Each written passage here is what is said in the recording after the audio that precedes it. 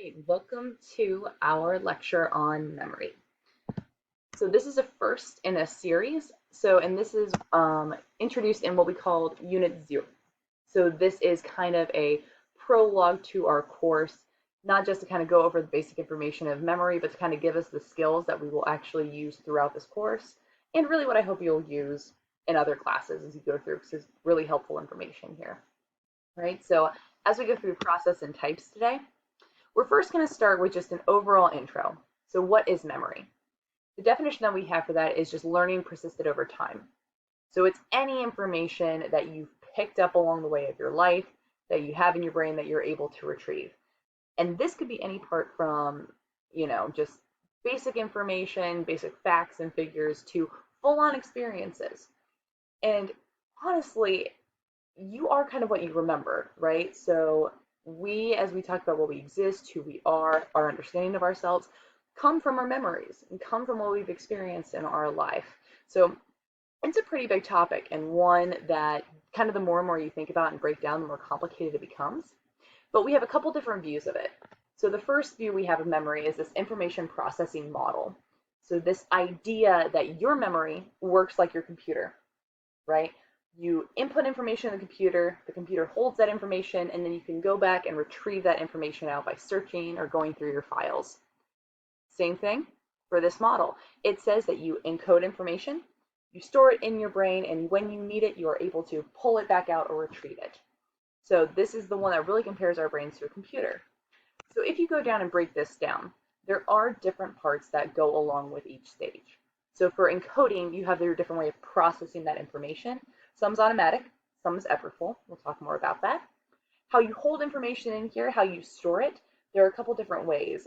Short-term, or what we now call working memory, don't really use the phrase short-term anymore. Your long-term memory, and we will go into that in a little bit more depth because there's a lot of information there. But then the last part, how you retrieve it, how you pull that information out. And there are three ways that we measure that: recall, recognition, and recollection, or what's sometimes referred to as relearning, depending on the text that you're reading. So first, with encoding or putting information in, that's all it is, really that very basic. If you're going through on a computer and you're typing in that information, you're going to put it in there, you have to get it in some way. So we encode information, and we encode information all around us kind of constantly. And it's through our senses. So if you think about your five senses, right? Vision, hearing, you have taste, touch, smell, right? So all of those different senses are constantly pulling in information and encoding that into your brain, right? Now, sometimes that is automatic. You're not really paying attention to it. It's just kind of happening around you. You don't even think about it, like kind of how the room is set up around you. If you think about, like, right now, kind of clue into the different things that you can hear, right? Like, I have a fan going above me, it has this constant hum. If I'm not paying attention to it, I don't really notice it. My brain still does. This is the big difference between us and a computer.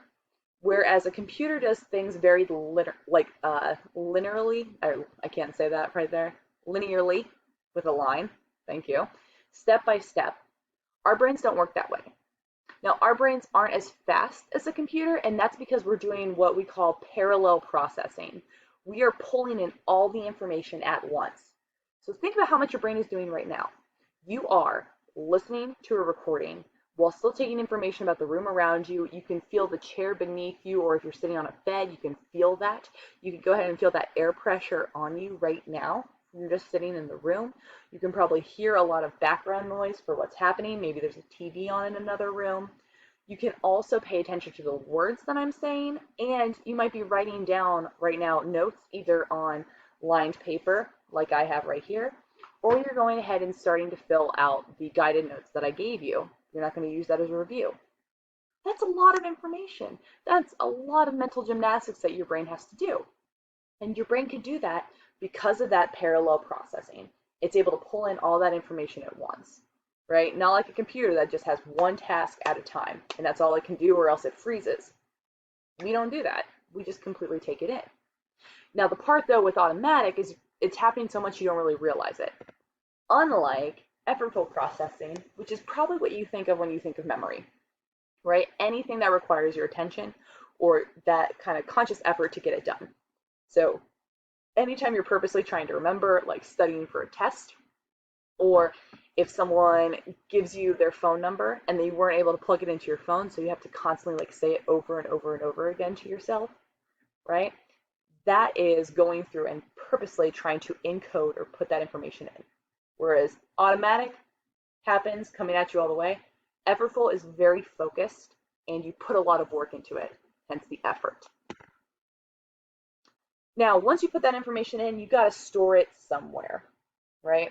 So, unlike a computer, our memories are more fragile. They don't necessarily stick in there as long as we'd like them to, right?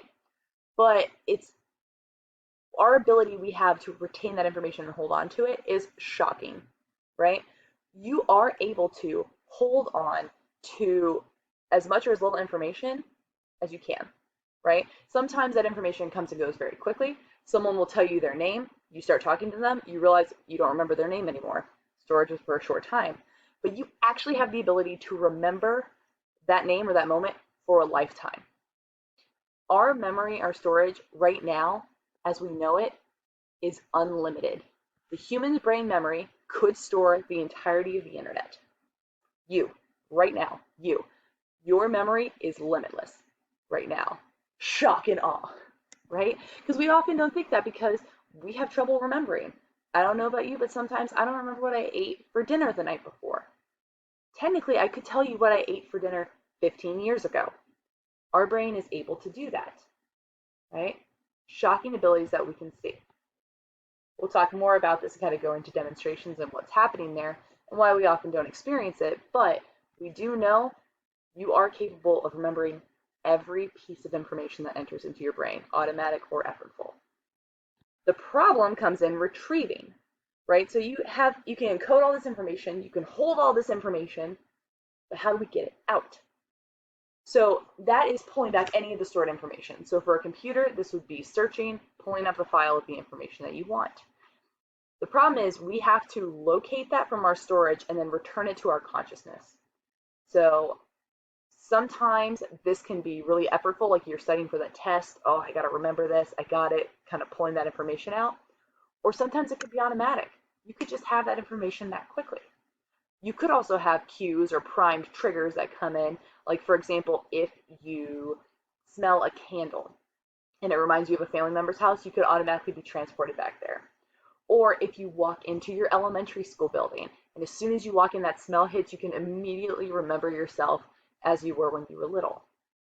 So sometimes this can be very effortless, very quickly, or you could really put the work into retrieving it. No matter what, we measure the different ways that we recall information or retrieve information 3 ways. First off is recall. So this is being able to access information without being cued, right? So if I just ask you a straightforward, like fill in the blank question, what is the capital of Ohio, right? You just tell me the answer. That's asking you to recall. But if I said, what is the capital of Ohio? Is it A, Cleveland, B, Columbus, C, Cincinnati, or D, Chillicothe, right? I gave you multiple choices. At that point, you're not just recalling from your memory banks from your storage. What you're doing is you are actually recognizing that answer. Okay? Or you could be asked to recollect, to reconstruct a memory, to write an essay, to tell a story. Sometimes this is also called relearning because you're kind of reprocessing, again, that reconstructing this idea. But it's this idea that when you are retrieving, you can measure that in 3 ways. Either no prompting, a little bit of prompt, or a full reconstruction of what happened. When you take tests in school, they're measuring your memory, right? Everyone's gone through these, especially here. So you can kind of see how, we're going through to try to see what you remember about a certain topic or unit, right? Now, just for a fun little fact, because while we'll use school as a lot of our examples, that's not the only one. So that's not the only way that we use our memory. So for example, if I were to show you this photo, and I could just kind of ask you, who is this person? Right? Recall may be kind of different. It could be difficult. What if I were to give you a couple of choices? Is your brain able to go through and use recognition? Let's make it a little bit easier. If you said the answer was B, Drake, you are correct. Going through, you can kind of go through and recognize a little bit of the facial features. This is the difference of just being shown a picture and having an answer versus going through and being able to recognize, right? Recognition, recognize, easy way to remember it. Now, there's a part of this though, because if you remember our demonstration on slippery snakes, it does matter how we are processing the information, how deeply, right? So you do have the Craig-Lockhart level of processing model, and this is just saying that however deeply you process or encode the information is how easily you're going to be able to store it in that memory and then pull it out later, right? Really how much you're going to be able to store. And so there are different levels. The more shallow, the less you'll be able to actually encode or process, right? And we saw that with slippery snakes with our demonstration there. We know that shallow processing is that very basic level, and it's all about kind of either structure or kind of the phonetics. So this idea of there are physical qualities that exist, there are sounds that exist, and we are essentially giving no relevance to what's happening. In slippery snakes, it was the people who were listening to the sounds and saying how difficult it would be to pronounce, right? You can also think of this example of walking across the street. You know that there are cars going past you, but you necessarily don't realize the make and model of the car unless they stood out. If I were to ask you what car drove past you as you were coming into school today, the top 5 of them, I doubt you'd be able to. Same with phonetic, again, those different, or phonemic, the different sounds that are happening. There's a lot happening in that cityscape. You can hear cars honking, conversations happening. If I were to ask you details, you don't really have them. Just a shallow process. But if you go a little bit deeper and take time to go through and attach meaning to that information, right? So as we were going through with slippery snakes, people were envisioning what was happening. Those deep processors were able to make meaning because they were semantically encoding that information. What that's doing is that's actually taking information you're encoding and it is connecting it with information you already have in your storage. And that just makes that link that much stronger. It's easier to retrieve. That's why we're saying when you study, you don't just necessarily go over the same facts again and again and again. You have to make meaning. That's why we gave you the note sheets, so you have a chance to make meaning in different ways. Different model looking at memory is not the processing kind of information like a computer. The Atkinson-Shiffrin is kind of the new standard, and it's based more on time, right?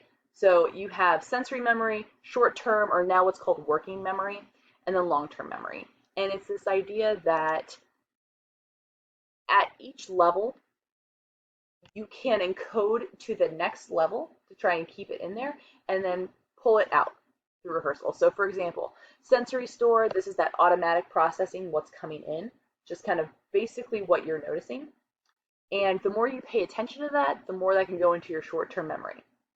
Now, when your short-term memory, in order to keep it there, you have to rehearse. You have to work with it. It's that conscious memory. It's right here. It's what you're working with right now. But you have to rehearse it in order to get into your long-term storage. Now, once it's in long-term, that's when you can retrieve it to your working memory or conscious memory that's happening right in front of you. At each stage, you could lose information and forget it. Sensory, you don't pay attention to it. It's a person walking past you in the hall. You don't even bother to look at them. It's not going to stay there. The more you pay attention that you see, if you keep it there, but if you don't rehearse, like try to remember that name, you'll forget. If you just let it go and don't retrieve it over time, it will get lost in your long term. Again, you can store an infinite amount of information there. It's just how easily you're able to pull it out. Right? So to add a little bit more detail, sensory memory, again, are the events of our senses, and they're held long enough just to be perceived. You realize they're happening, that's about it. So selective attention, focusing on awareness, kind of this idea of what you're seeing, what's happening around you. Now, this could be, again, what you see, iconic, like an icon, iconic, what you see goes into your sensory memory. Everything you see is included, every single thing you see, right? But if you're not paying attention to it, You're going to forget it. Same for what you hear. You can listen to every single sound around you, right? You can hold tons of information, auditory information. It only lasts about 3 to 4 seconds though. So if you aren't really concentrating or paying attention, it's not going to store. Haptic memory, sense of touch. Someone comes up and taps you on the shoulder to get your attention. Okay, you can feel that. You understand that's happening. But they could be like, if less you're really paying attention to where that person tapped you on the shoulder, they decay after about 2 seconds, right? So any of that sense of touch, you can remember it happened very quickly, drops. Now your short-term memory, this phrase has kind of gone out of vogue. We don't really use short-term because yes, it holds information for short-term, but the important part is what you are currently aware of and thinking about. That's why we call it working memory, right? What you're currently working with. So information found here comes from paying attention. If you want to keep it here, you focus on it, keep it in your consciousness, or you rehearse it to remember it, right? If someone were to tell you a phone number, you say it again and again and again to keep it in your consciousness, right? To keep it so that way you'll remember it for later. And then finally, your long-term memory, which is what most people think of when they think of memory. And this holds information for longer than a few seconds. Your working memory, if you're not rehearsing it, again, it's going very quickly. Maybe you can hold on to it for about 10 to 11 seconds, and that's about it, unless you put in your long term. Now, your long term is that vast storage capacity, okay? It could be there from the beginning until you die. So tons of information. If you think back to the earliest memory you've ever had, where were you? Some people can go back as far as being in cribs, right? That will stay in there. So long-term memory, it's that vast piece. You can store as much information there as there is on the internet. You have that capability. It's just what you're able to retrieve from there, right? So again, for this process, it's all about timing, how much you can hold in each section, and how you take one from one area to the other, right? Sensory is you're taking and encoding, you pay attention to it so it gets in that working memory, so what you're currently paying attention to. You can transfer it to your long-term memory by paying attention, by effortful studying, and then you can retrieve it later, right? So these are just the basic models and kind of overview of memory. So we're going to be going through this in class, but you want to go ahead and answer the questions of, first, what you are reacting to, like just kind of big takeaways. Next, you have kind of a connection. How does this relate to an experience you have in your life or what you've learned before? And then 3, create a question. Now, for a question, you may say, oh, this all makes sense. I totally understand it. I'm going to push you, always come up with a question. You totally can. If you don't have one, think about what is a question somebody else could be asking. All right? You got this? Thank you. See you next time.